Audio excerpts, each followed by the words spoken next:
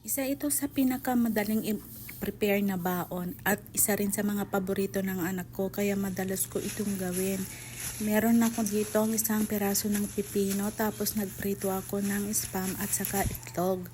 And then sa nori sheet, nilagay ko yung kanin, isang spam, pipino at saka itlog.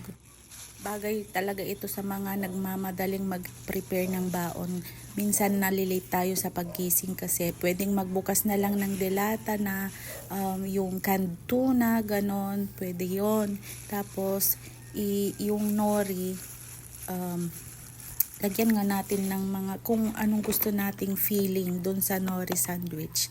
Ito yung sa akin. Malasa ito kaya gustong gusto ng mga bata. Ifo-fold lang natin yung nori na ganyan. And then, para ma-secure naman siya at hindi mabuhos yung mga laman, ikikling wrap natin siya.